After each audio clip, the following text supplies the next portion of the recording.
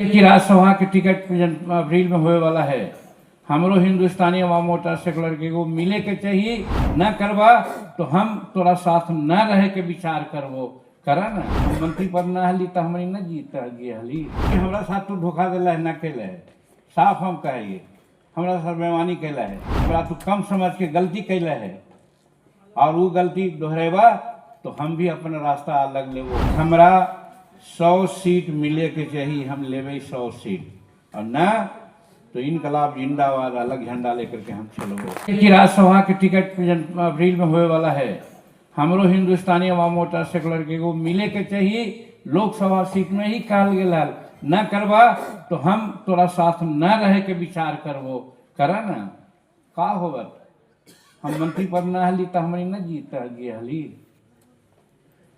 तो कहे का मतलब ये है, अब ये कुछ हम कहियो कि इनका पर भरोसा करा, तो कहे का मतलब है कि राजनीति करा तो दिल से में कड़ा होकर जरा करा और रिस्क ला।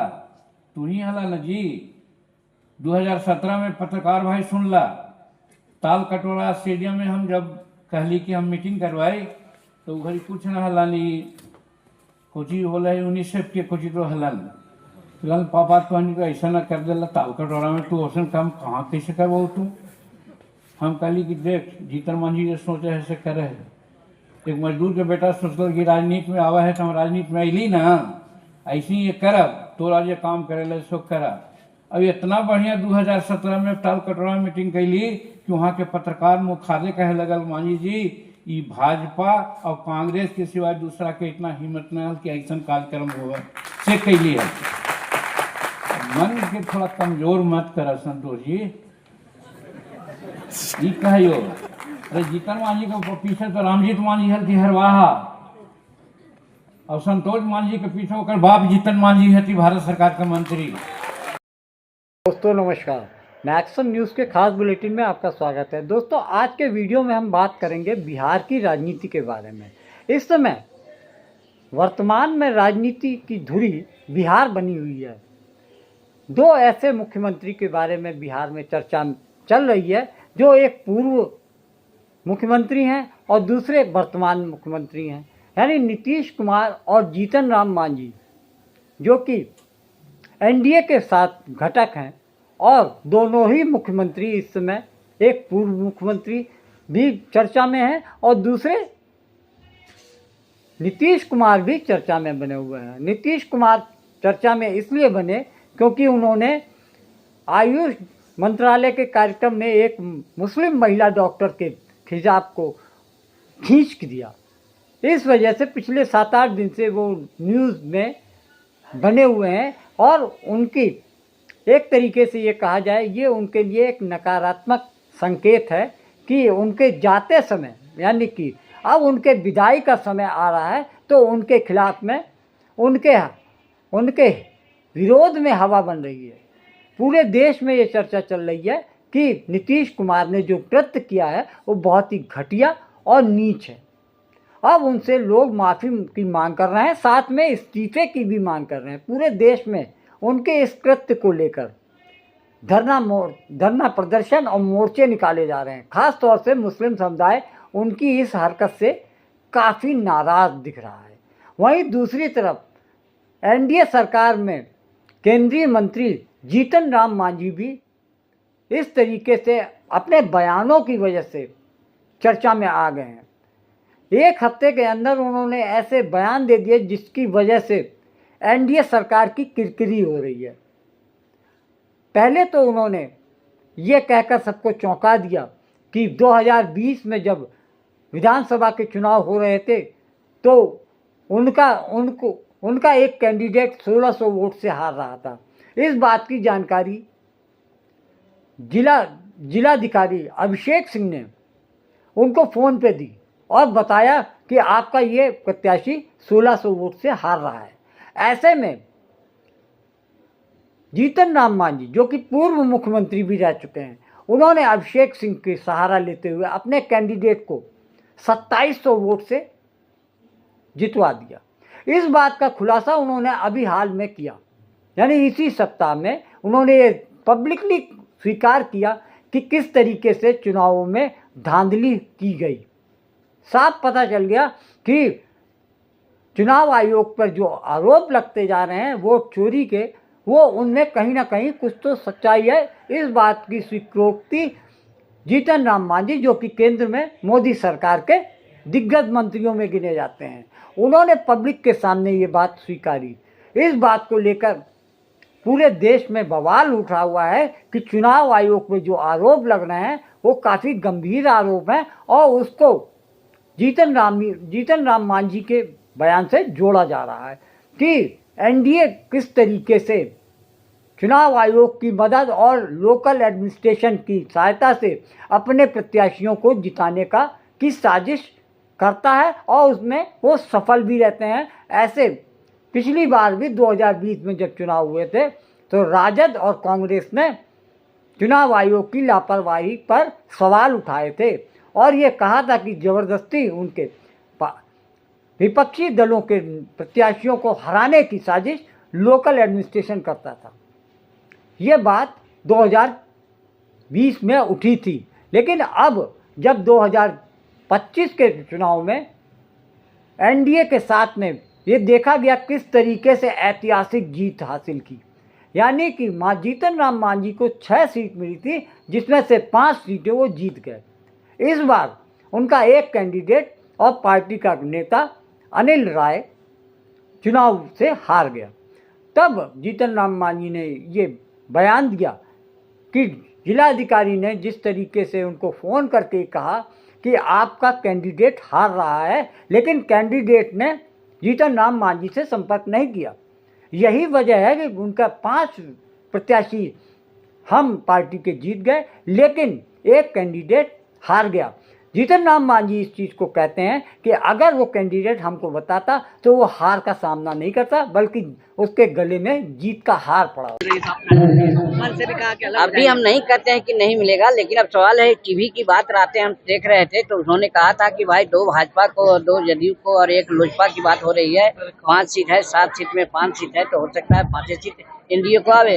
तो वैसे परिस्थिति में हम हिंदुस्तानी अवाम मोर्चा कहाँ है, इसलिए हमको मांग करना चाहिए।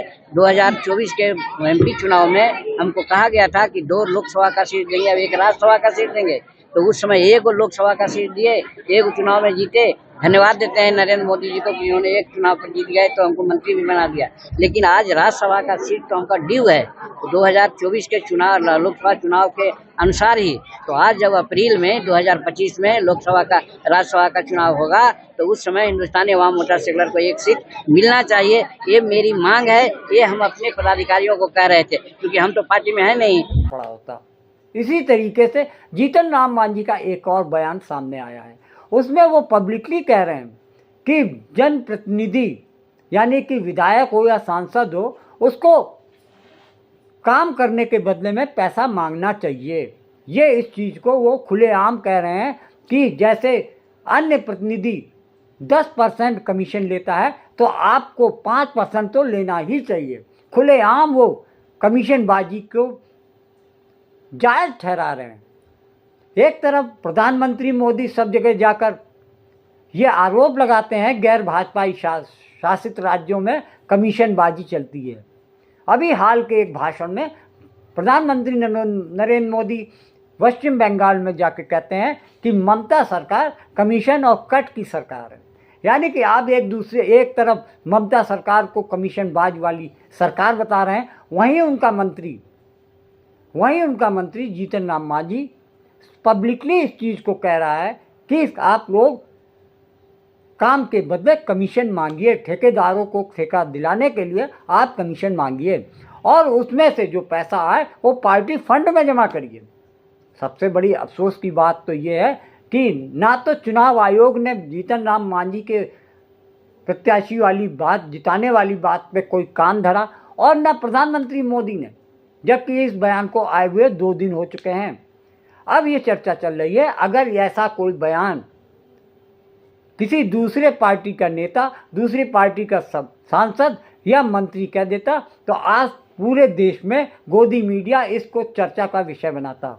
लेकिन गोदी मीडिया यानी कि मेन स्ट्रीम मीडिया आज तक उस बयान पर कुछ भी करने को तैयार नहीं, चर्चा तक करने को तैयार नहीं।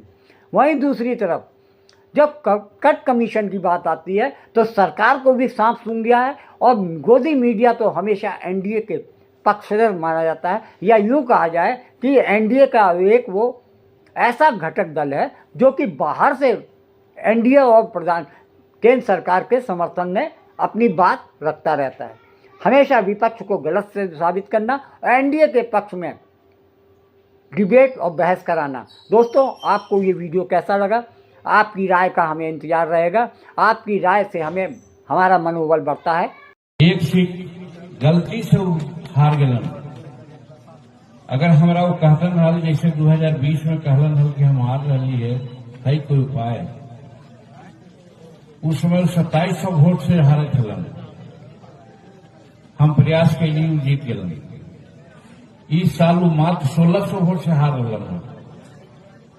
दुर्भाग्य हमारे है, उनका का दिमाग हो गई, हमरा से बात न कैलन और सीधे मैदान छोड़ के भाग गए।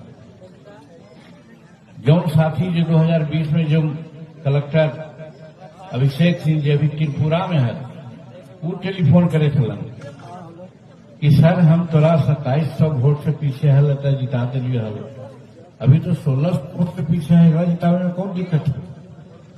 हमू माथा ठोकली कि हमारा पास अगर जानकारी हुआ था तब ना, वो तो चल गया घर है। खैर, कहे के मतलब कि हम जे रात दिन जनता के काम ला बैठल रहे ही गया में।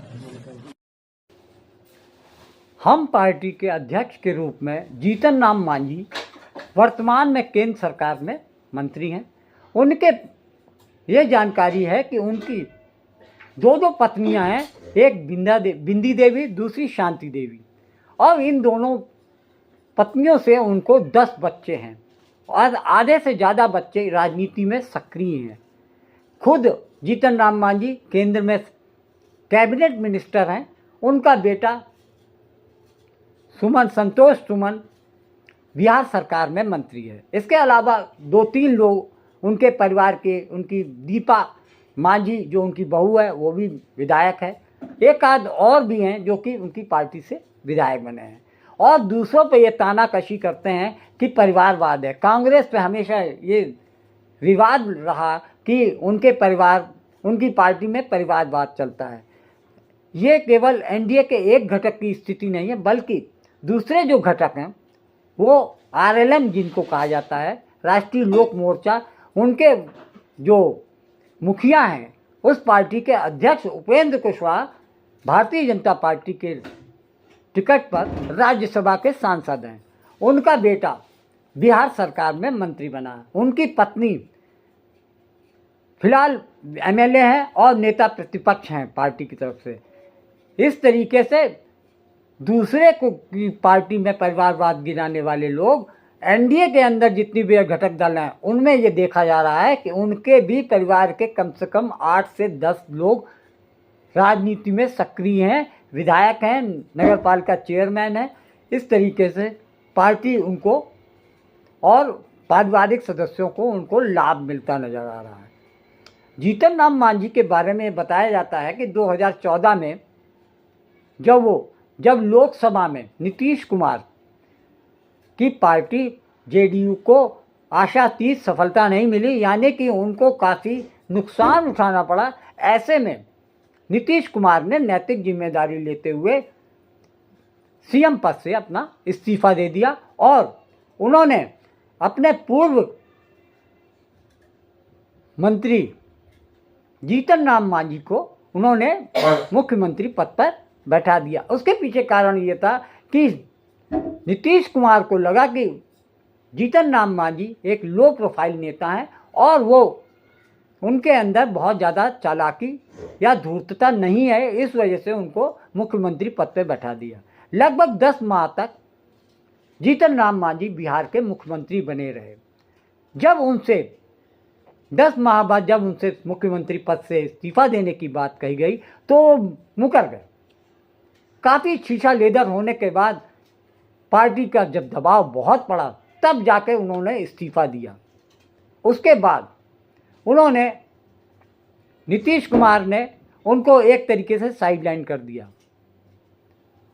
पार्टी में रहते हुए भी जीतन राम मांझी का कोई कद नहीं रहा। ऐसे में उन्होंने हिंदुस्तानी आवाम मोर्चा उन्होंने बनाया और चुनाव लड़े। 2020 में उनको केवल 2 या 3 सीटें मिली। एक सीट उनके बेटे की थी और दूसरी उनकी बेटी दीपा मांझी को। इस तरीके से नीतीश कुमार से जब साइडलाइन करके उन्होंने पार्टी बनाई तो 3 लोग उनके विधायक बने। ऐसे में बिहार सरकार जब बनती है तो नीतीश कुमार की सरकार में उनके बेटे संतोष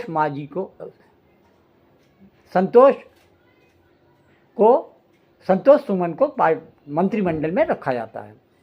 और फिलहाल इस समय भी जीतन राम मांझी केंद्र में मंत्री हैं। बेटा उनका बिहार सरकार में मंत्री बन गया है और 2 विधायक उनके परिवार के और भी हैं जो कि इस बार जीते हैं। ये कहा जाए कि जीतन राम मांझी अब उनका एक बयान और भी ज़्यादा वायरल हो रहा है जिसमें वो केंद्र सरकार पर दबाव डाल रहे हैं। वो मोदी शाह को चेतावनी दे रहे हैं कि आपने पिछली बार भी जब हमको सीट दिया तो 1 सीट लोकसभा में दिया था जिसमें कि हम सीट जीत गए, और बिहार विधानसभा चुनाव में आपने हमें 6 सीट दिया और उसमें हम 5 सीट जीत के आए हैं। इस तरीके से हमें राज्यसभा में 2 सदस्य का टिकट मिलना चाहिए। इतना ही नहीं, उनका ये भी कहना है कि अगर केंद्र सरकार यानी मोदी शाह उनकी शर्तों को मानता नहीं है तो वो निश्चित तौर पर एनडीए घटक को छोड़ने वाले हैं। ये हमारी चेतावनी समझ लीजिए।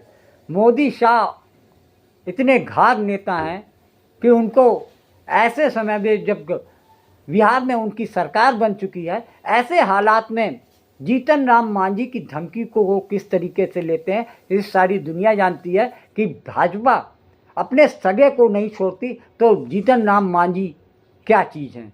यानी कि जब भी मौका मिला है भारतीय जनता पार्टी ने अपने गठबंधन के नेताओं, अपने गठबंधन के विधायकों को तोड़ने का काम किया है।